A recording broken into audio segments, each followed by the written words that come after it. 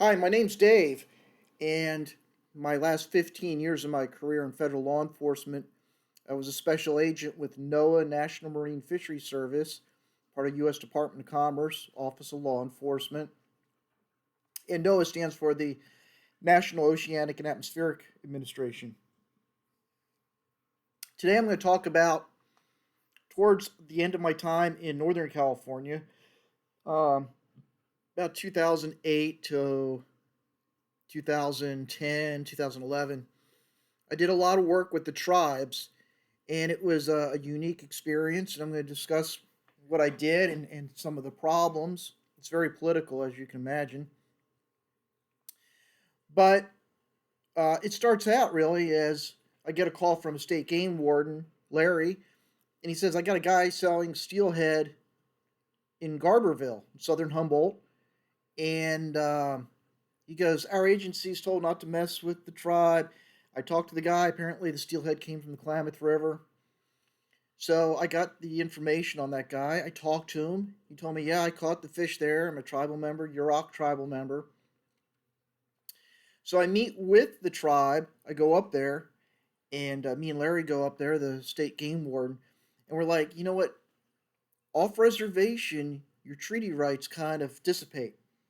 The treaty rights, and Yurok is one of the three tribes in Northern California that have treaty rights, which a treaty right's really important. It's a very powerful thing. It's like NATO, the North Atlantic Treaty Organization that we have with our European allies. The treaties with Native Americans are no different. This is something that Congress ratifies, the president signs off on. It's not something to be taken lightly. And the Yuroks have treaty rights in the Klamath River. But if they catch fish that are illegal to sell in the state of California and they leave the reservation, then there becomes issues.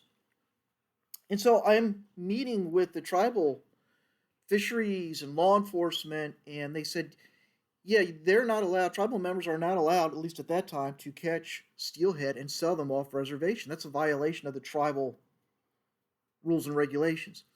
Now, as a federal law enforcement agent, I had what was called Lacey Act authority to deal with tribal issues. So if somebody takes fish or wildlife from a Native American reservation that has treaty rights and they take it in violation and move it off the reservation, just moving it, then it becomes a Lacey Act violation. And so then federal agents, such as what I was, a NOAA agent, and also U.S. Fish and Wildlife agents, have authority to investigate that as a federal crime.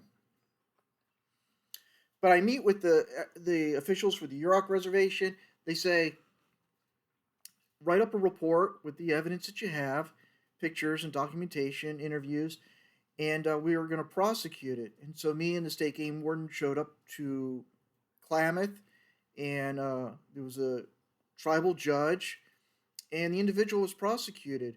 It was a very big fine. It was mostly, he's put on probation. Hey, if you do this again, you could lose for a year, your fishing rights on the river. But it was interesting. I'm starting to become at this point thoroughly involved in tribal issues. We have three in Northern California, three tribes that have treaty fishing rights. I think they're the only ones in California that have it, and that's the Yuroks, the Hoopa, and the Round Valley. Um, the way enforcement deals with tribal violations, it's convoluted, it's difficult to explain, political. Um, you know, I started talking on a regular basis to the lead environmental crimes U.S. attorney in Washington. His name was John. I mean, very high up. He works underneath the attorney general. And he was like, Dave, you're doing some really interesting work, but unless the tribes send us in writing a letter that says we want NOAA to come in here and make criminal cases against our tribal members that are violating tribal law, he goes, DOJ will not take your cases. So I tell that to my management, and they're like, yeah, they're going to take our cases. We're going to do investigations. We're going to go forward anyway. And I'm like, it's not going to go to court in San Francisco. They're telling us they're not going to take these cases unless we get it in writing. And this is where NOAA is a bureaucracy. It's a government agency, and there's a lot of arrogant people in bureaucracies that say we're going to do it anyway. So the next issue that popped up, this was interesting. This was the first case in California for NOAA to be involved with a tribal issue. We got a prosecution through the tribal court.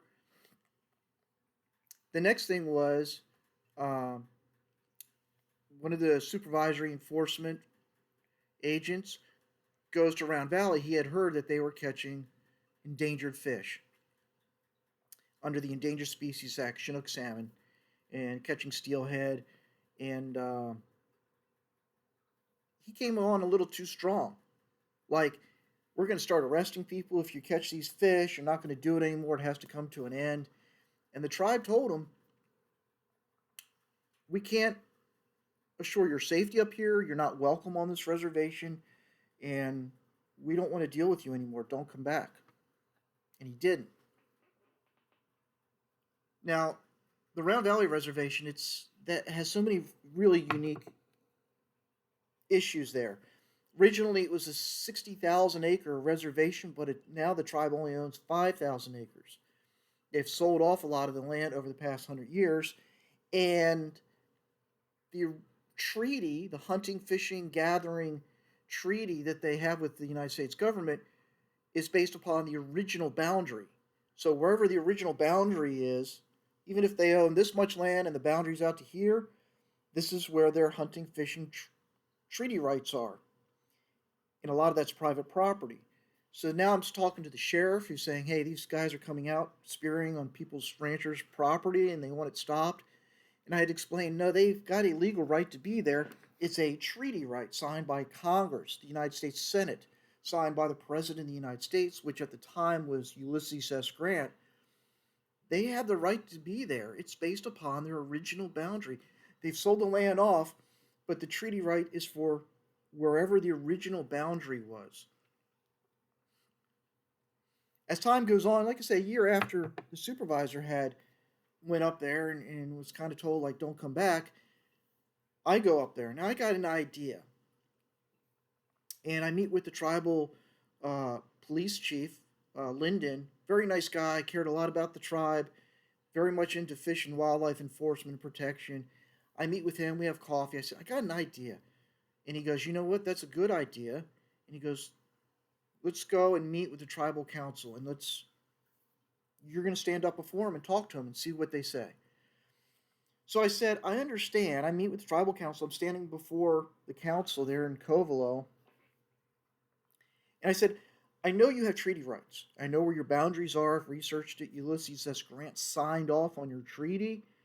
A president of the United States said you have these fishing rights that trump any federal law that we have now. I said, but we both want the same goal of protecting salmon. We both want that. My idea is, so what the tribe would do is they put like a chicken wire, stretch it across streams, and then they come out like a day later, and all the salmon that are trying to migrate up the stream to spawn would be held in these pockets by the chicken wire, and then they would spear them. They'd come out at night with spotlights and spear them. And they were, even though they have a treaty right to do that, they are decimating the population of salmon. And so I asked the tribal council, I said, how about if we have a system where when you're done fishing, you roll up the fishing weir so that you do allow some upstream migration of salmon and steelhead. So you're not killing all of them, you're allowing some of them to go up when you're not using it, because they were just leaving them in there 24/7. And the tribal council says, we like that idea. That's a good idea. We want you and the tribal police officer, the chief, to go out there and any weirs that you see standing right now today, pull them out. And we're going to make an emergency order that says, when you're finished fishing these weirs, at the end of the night, they go out usually at night, you open them up so that you allow some fish to migrate upstream. And that seems fair. And so I see that as like a really good success. And I start working with the chief of police, Lyndon, and we go out there. Let me tell you something about Round Valley. It's extremely remote. Um, it's beautiful. It's you got the Yalabali Mountains that are 6,000 feet plus, snow capped in the summertime. The Mendocino National Forest is surrounding there, and it's a gorgeous area, but very dangerous. At that time, there were a lot of cartel marijuana grows, and you know some very hostile people out there. So you got to be really safe. There's been problems with law enforcement for many years out there. So going into the backcountry in that area is kind of dangerous. But I meet with um, my management. I said, this is what I talked to them. They've agreed that this is a good idea, so they're going to be doing this. I'm going to be working with the chief of police and the bureaucrats. I use that term a lot. You can read what the terminology of bureaucracy, the way the government functions, and the different layers. But the bureaucrats, manager, supervisor, like, how dare you? And I'm like, what do you mean? You can't negotiate with the tribe. Those are endangered fish, and we're going to go after them. We're not going to let them catch endangered fish. And they said, we got court cases that say that ESA, the Endangered Species Act, can trump treaty rights. I said, maybe in the past, but I've already told you, I'm talking to someone directly under the United States Attorney General, and he's saying no. Okay? Unless they write a letter saying they want us to do criminal cases, they're the DOJ, Department of Justice, will not take a case from us. And they said, well, we'll send it to them anyway. I'm like, they're not going to take it. And I said, what I did was, one, I followed the treaty rights. That really will always trump federal law. They have a right signed by a president of the United States that says you can fish and hunt there. Well, that was before they became endangered. I said, it doesn't matter. That's their right. They're a sovereign country. Like we have a treaty with NATO, right? The North Atlantic Treaty Organization. It's the same thing. It's the same level of importance. It's a treaty. And you read about treaties under the Constitution where the Senate ratifies it and the president signs off on it. A treaty is a big deal. And they said, you did a terrible thing to let them catch endangered fish. This is not what we wanted. I said, you got nothing out of it. I'm getting them to protect salmon, and they're going to catch a few and eat them because they have the right to do that. I said, if you wanted to be hard handed with the tribe down there, you would need 100 agents or more. And even then, you're not going to get them to follow the law. This is their land, this is their rights. And I'm trying to come up with a way that we both get something out of it. We're protecting salmon, and they're cooperating with us. You know, our agency had been pushing for, when it came to ESA, non traditional law enforcement. It get drilled into our heads. This is what we want. This is what I'm doing. And they're saying no. Now, why was the bureaucracy of NOAA against working with the tribe? Well, when NOAA's law enforcement needs money, funds, full time positions, it's based on caseload. It's based on prosecutions and tickets and fines and arrest, and they want big cases. And so they're selling these cases to Washington, D.C., to a director who's never done the job before, saying, hey, look, we're making tribal cases and going after the tribes for, poaching their resources. And some director who has no idea, maybe he's never been to California before, certainly not the remote northern tip. He's like, oh, it sounds great. You go after them. Well, it doesn't work that way. Okay, when it comes to the tribes and the federal government, there's a long negative history. Okay, bureaucracy and the way they do things on the tribe is very different. I work in areas surrounded by a lot of tribal members, and I don't claim to be an expert, but I kind of get, when you live here, when you work here, you're around it, you kind of get a feeling, okay, this is kind of how they want to handle stuff, and you ask them, can you try this? Were you willing to do this? You're more likely to get compliance. They'll be more interested in working with you if you ask, you know, how do you feel about this? Do you think this is a good idea? And, they said, yeah, it's a great idea. That's a win, but not for those that push paperwork around, that sit behind a desk all day.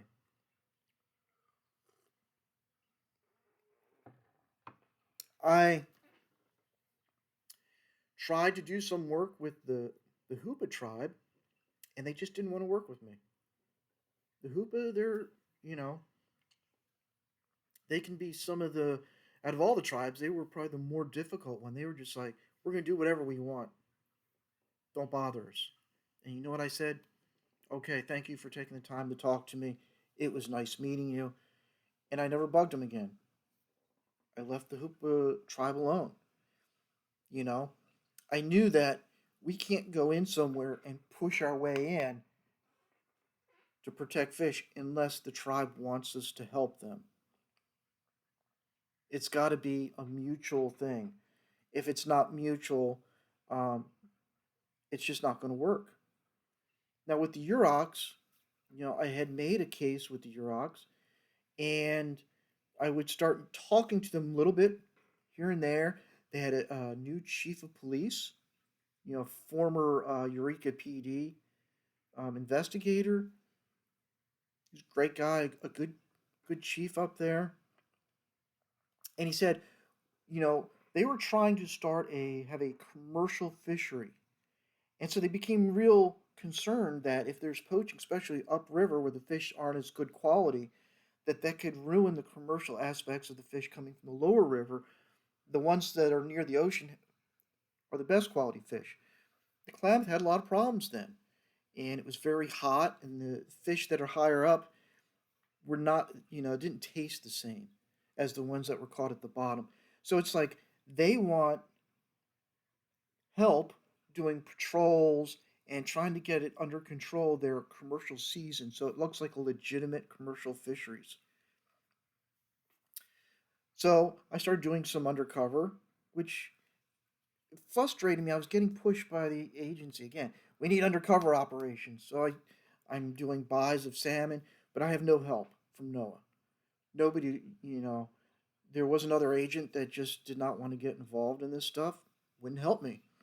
So I had a deputy U.S. Marshal and state game wardens that would be my backup in an unmarked vehicle, doing the video, documenting it, and they were there if things went south. I'd have backup. But when you have a single agent doing undercover, it takes so much work, and I'm getting money that has to be counted and accounted for. Every single serial number off the money has to be documented. Any buys, then I have to document which dollars were spent. And you really need a team of people to do a good undercover operation. You can't just have one agent doing it. And the agency refused to send a team up to work with me. They refused. I said, I need help up here. And they were asking me, management, will you just go on the reservation and do some buys? And, you can do it on your own. You don't need help. I said, no, I'm not going to do that. That's not in compliance with policy, and it's dangerous. You don't mess around on the reservation. There's no backup. There's no radio, no cell phone. Things can go bad very quickly. But they don't understand that. They sit in a desk somewhere, right?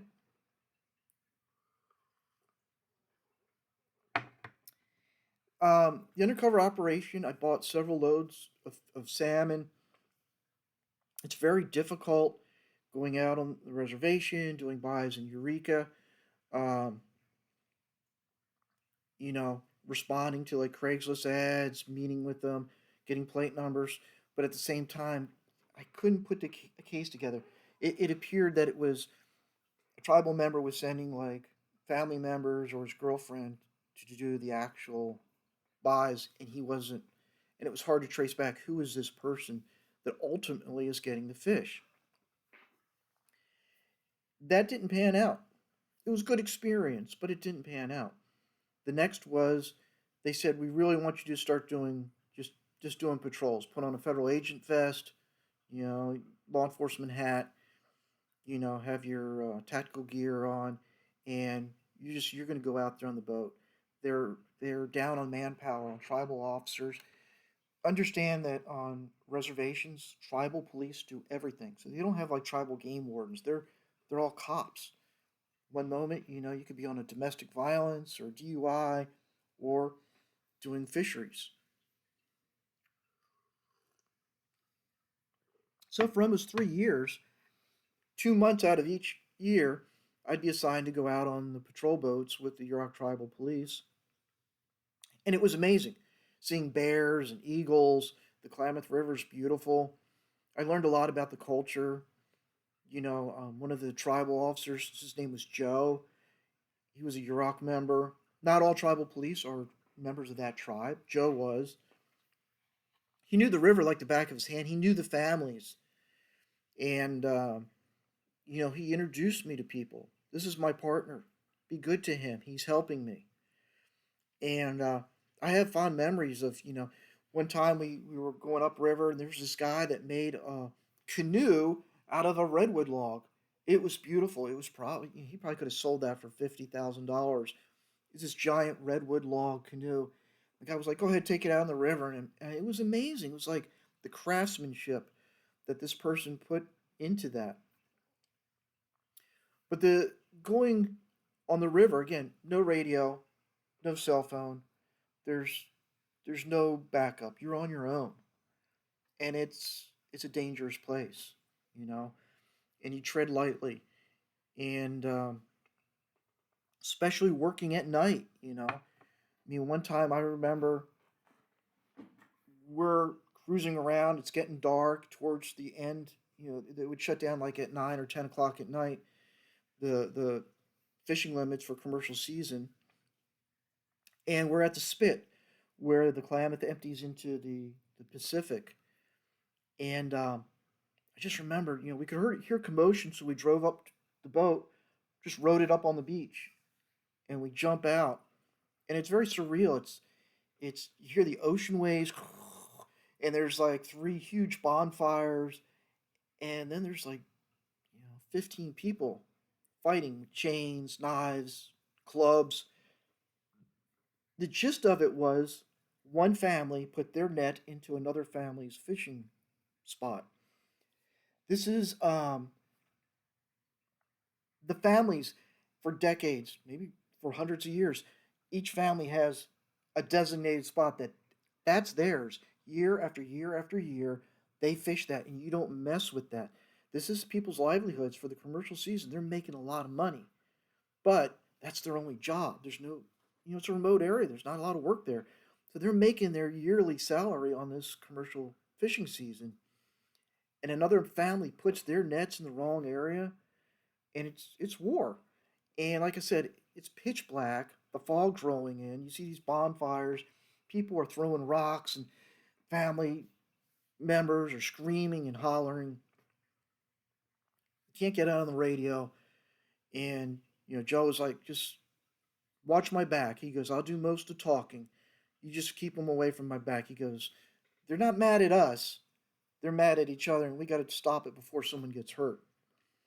And I'm not trying to be saying anything that's racist, but they're making like Indian war cry sounds, and it's eerie and it's scary because we're outnumbered, and I'm back to back with Joe. He's talking to one family member saying, "Okay, calm down. You guys got to stop fighting, or you're going to lose your commercial fishing rights for the rest of the year. You'll lose thousands of dollars if you keep this up." Meanwhile, there's like 5 people coming up behind him from the other family. "Hey, it's our turn to talk. You got to listen to this." And I'm telling him, "Hey, you need to we'll get to you in a second, okay? You just need to step back, okay? I'm a federal agent. I'm asking you to step back for me." And they weren't. They were like trying to get in my face. I pulled out my baton, asp baton, so it's like a telescope. It pops out. And I'm like, "I don't want to hit you. Don't come any closer. Stay back." And just gently did that. I said, "Don't come any closer than that. You can't." Guy comes up, and he was like, "Whoa, whoa, whoa." I said, "I'm telling you, back off. We will talk to you. but step back. You can't come any closer. It's for my safety, Joe's safety. We're going to listen to you, okay? And they backed off. But we finally, after about 15 minutes, things calmed down. And Joe was like, we can discuss this with tribal council. You guys can argue that, whoever put their net in the wrong side, that can be handled in an office setting. We're not going to fight over it out here. Or we'll shut you down, and that's it for the season. It's over with. And you're going to lose thousands of dollars. It's not worth it. We're not going to have fighting like this out here. No one's going to get hurt. In this environment, it's not about arrest, tickets, or fines. It's about compliance. And that's a hard thing for a lot of people to understand in law enforcement. A goal is not to arrest, write tickets, or get fines from people. It's about just getting people to calm down, keeping the peace, so that they can all fish. Another night, again, night's dangerous out there. They got guns. A lot of them are drunk, and this is a very important time. They're making their money. And a fisherman told us, "Hey, I lost my net. It's drifting. I don't know where it's at." So I'm on the front of a boat with like a grappling hook, and I'm fishing through the water. Now it's the fog rolled in. It's pitch black.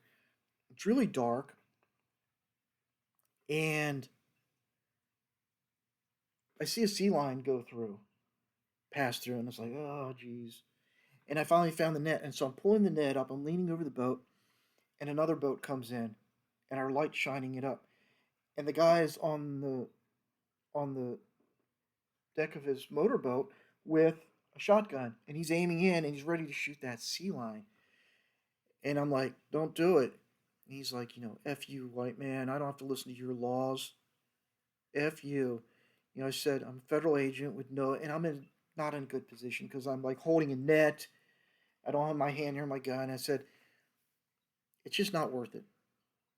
Okay? Leave the sea lion alone. You're not allowed to shoot him. You know that. And Joe was like, put the gun down. Come on. It's not worth it. You'll lose your rights here on this river. The guy put the gun down. He was like, F all of you and this and that, and went off. But it shows you, and I know a lot of people say, well, sea lions, there's a million of them. They should be allowed to shoot and kill them. I'm not going to argue. I was there to enforce the law. I don't make the laws. Personally, I think they probably could have killed the sea lions because that's in accordance to the treaty rights. And maybe someday that will happen, I think. But at that time, I was like, it's not something you push. If he had said, no, I'm not going to put the gun down, I would have been like, I want to go home tonight. Okay? And it's like, Joe, back the boat up. Let's go. I wasn't going to fight with this guy. I tried to talk to him. He listened to Joe. He wasn't listening to me. I represented the federal government. He could care less. It's a dangerous place. There were other incidents. Daylight, I was working with another officer, and we get called to a 911 call. And over on the Rezaghini side, the call is there's a woman, half naked running down the street. And we respond, lights and sirens.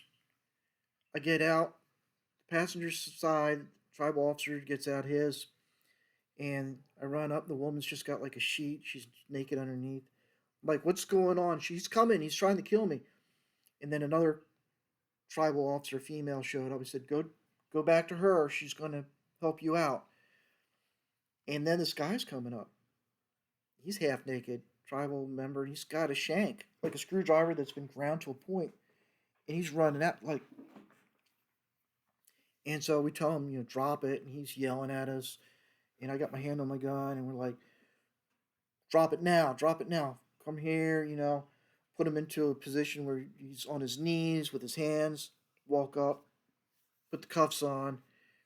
And so once we do that, another officer took control of him.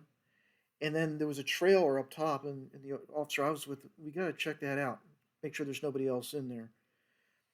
So we walk up to this like double wide, and there's poverty there. You know, this guy was living in a trailer with no windows. I open the door. There's a couple chickens come running out. It's not a joke. No wiring, no electricity. It smells horrible.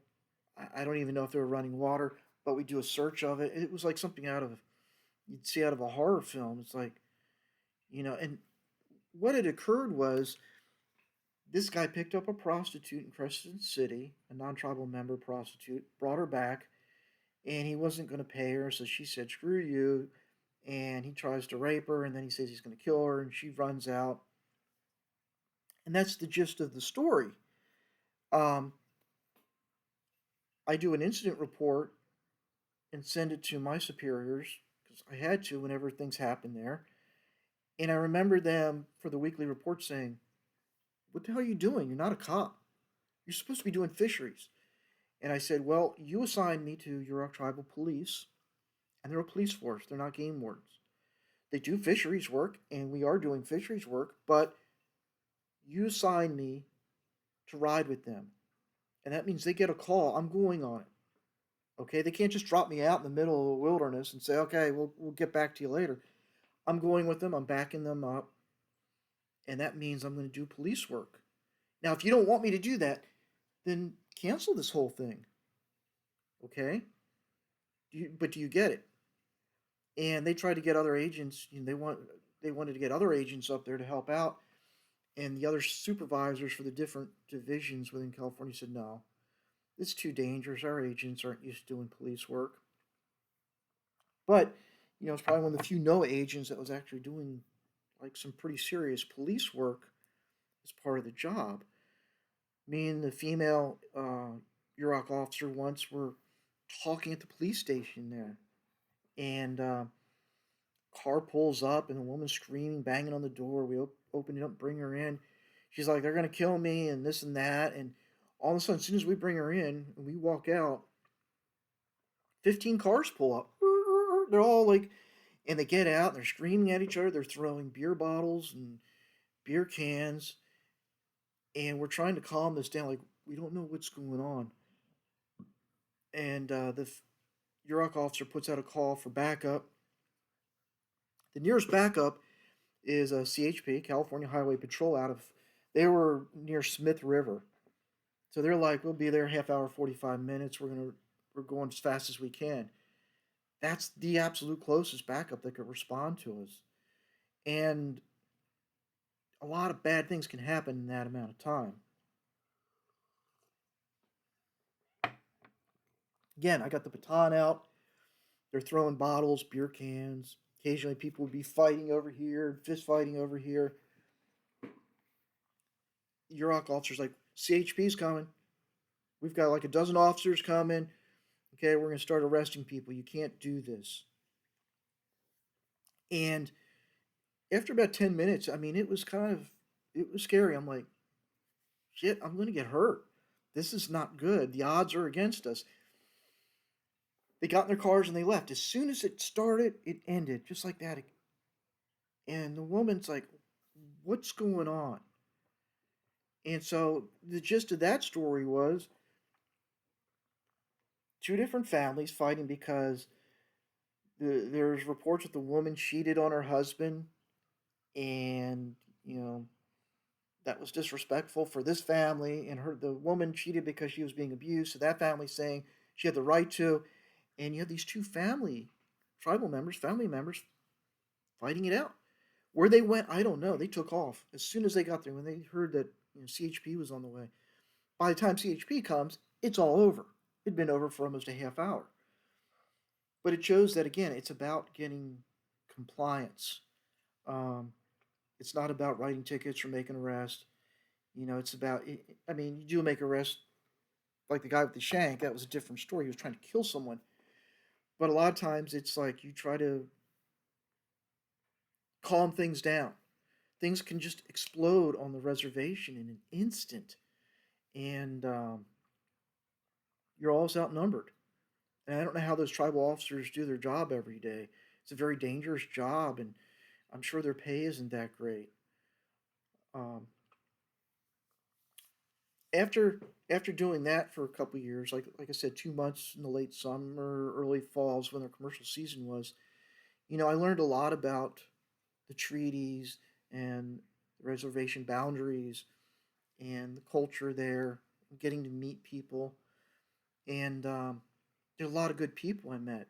They'd give me, some of their salmon jerky that just, wow, it tasted incredible. It was almost like candy. It was so good. And they're good people struggling in, even though it's beautiful scenery, it's a rough area. A lack of jobs and drugs, alcohol abuse. I mean, I tell people, law enforcement that have never worked on a reservation, it's like working in the most dangerous hood in a major urban city, LA, Oakland, Chicago, the worst neighborhood, but stick it out in the wilderness with beautiful mountains and bears and elk and deer you know, and that's what you have on a lot of reservations. And when you can enjoy the scenery, I certainly did. I took a lot of pictures, and like I said, seeing bears with their cubs and bald eagles flying around. They have like a wild livestock that roam. They're not branded. Just year after year, they breed up in the mountains and they hunt the livestock. These wild cows.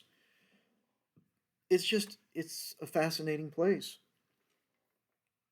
and hopefully with the Klamath River, the dam being pulled out, um, hopefully those salmon runs can build back up. It's going to take some time probably, but hopefully they can get back to having big commercial seasons and selling in grocery stores. I mean, I hope that happens. One of the last cases I was involved with before transferring to Los Angeles was one that I got into a lot of trouble for. Um, it was another agent's case. It wasn't mine. I wasn't involved in it at all. An agent from Santa Rosa was working a case on the Yurok Reservation. Why? I don't know. I believe management made a poor decision in doing that. Anyway, he was up skiing in the Sierra somewhere, Lake Tahoe, and I get a call saying there's going to be a big deal. You know, somebody's been poaching salmon, tribal members, and they're selling it to a dealer from Seattle. You need to go up there and do the intercept. I'm like, is there other agents that can help you? Nope, nobody else can help you. You're on your own. And I'm like, Jesus, this isn't fair and it's not right. It's like a Saturday night. I'm about ready to go to bed. All of a sudden now I have to like call the tribal police chief, it was a different one by this time. Said, I need you. We got this going on. I need someone from the tribe up with me. And then I got a call. I'm making these frantic calls to Oregon State Police. They don't have game wardens. They have state troopers that do fish and game. I said, I'm going to need a couple of troopers up in Brookings. This is all the information I got. This is the names. I don't know the exact time. I'm rushing up there. I'm coming from, south of Eureka. It's going to take a while. I rush up there, um, and I'm waiting. I don't know when these people are going to show up. It's just a tip that they might show up. So I'm waiting and waiting. It's like getting really late. Well, somebody shows up with a trailer with like all these totes of totes of fish. I mean, a long, long, long trailer, double axle trailer with like I don't know, 5 totes or so. And I'm like, so I wait around a little bit more, another half hour, 45 minutes. I'm like, I don't know if these, I don't know if the buyers are going to show up. And this guy is getting antsy, and I could see him. He's doing this, and he's like getting his car, starting it up. I'm like, he's going to head back to the reservation. And this, at least I got him with fish off the reservation, which would be hard for him to explain. So I get out there, and me and the troopers and the Yurok police chief, we make contact with him. It's a tribal member. And I said, okay, what's the deal? Why are you here in Brookings with this salmon? What's going on here? I don't know. I just feel like driving around with fish. I said, you just crossed state lines. You've left the reservation.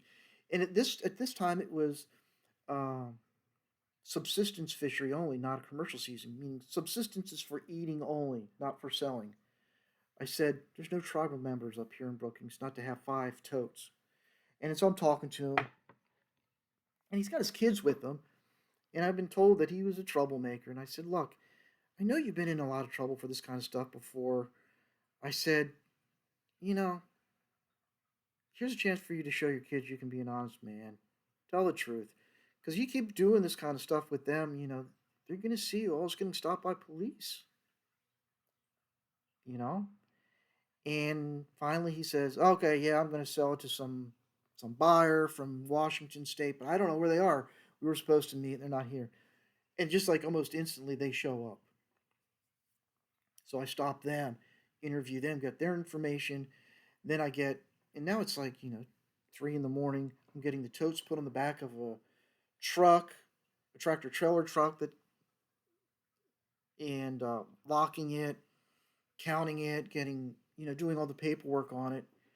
And I get the tractor trailer back to the tribe. And, the tribe got all their fish back.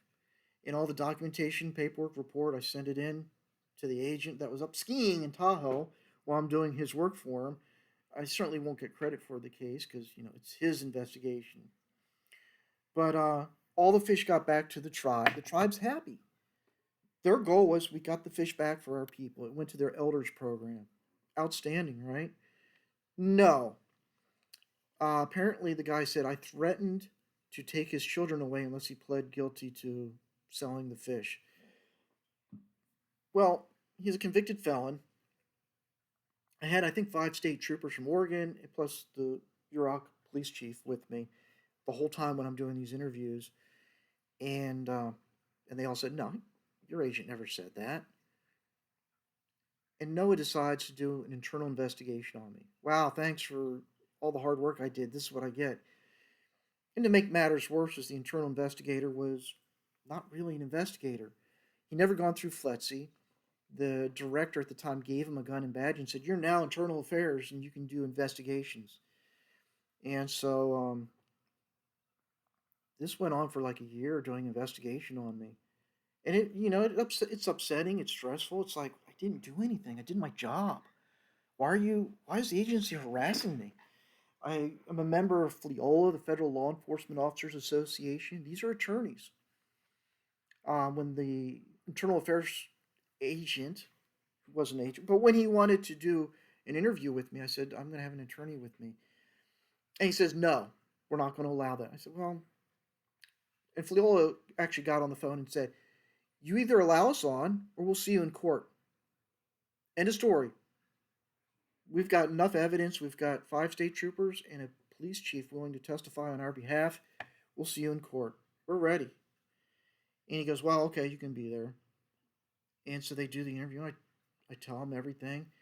And FLEOLA, and I did too. I said, "By the way, this internal affairs, you're an internal affairs agent. I don't believe you've gone through FLETC, have you?" And he goes, "Well, it doesn't matter." I said, "Yeah, it does. You're impersonating a police officer. What you're doing is criminal. You haven't completed the training. You're not a special agent. You're just an attorney that's friends with the director." And our FLEOLA attorney said, "The agent's right. You are not a special agent. You don't have that vested law enforcement authority. It can't be just given to you. You have to meet the requirements to carry a gun and a badge and have police authority." Long story short, the investigation gets dropped. I was innocent. It was just like, why do they spend so much time and effort? And just like that, in an instant, and they were supposed to write an official letter to me saying, "You've been exonerated. You are no longer." The agency refused to write that letter to me.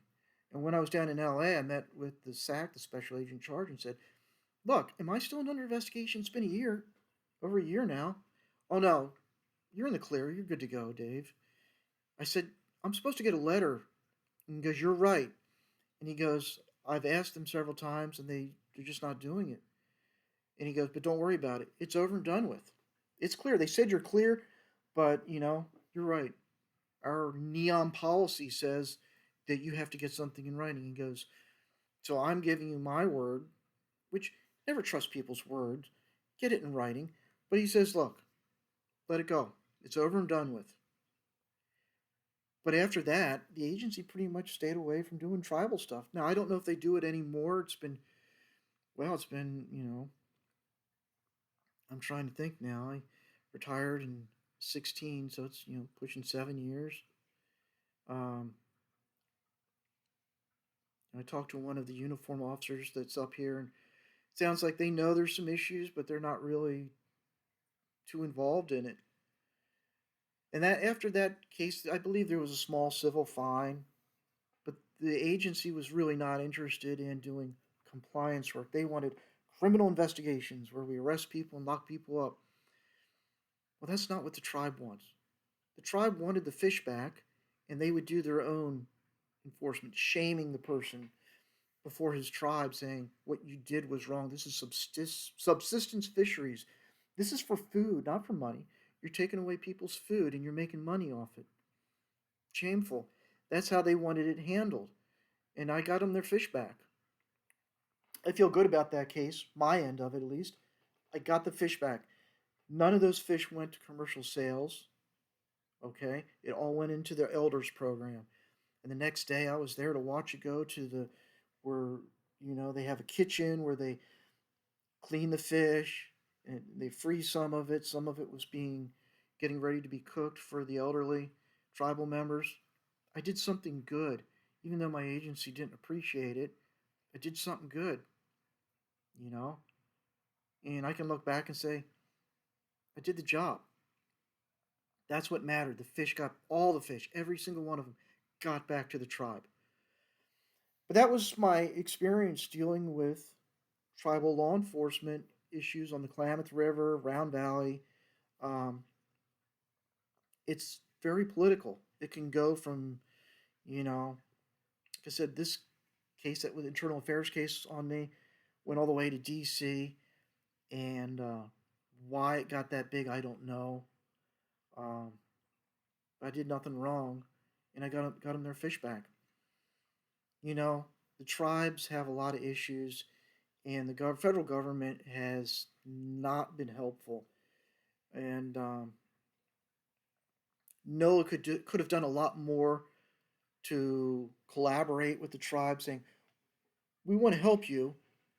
What kind of help do you want? What do you expect us to do? How do you want to handle these issues?" Instead of saying, "We're the federal government. We're going to do things our way." That just doesn't work. Anyway, thank you for listening to me, and I have more stories about my career, and please feel free to ask questions in the comment section. Thank you, and good night.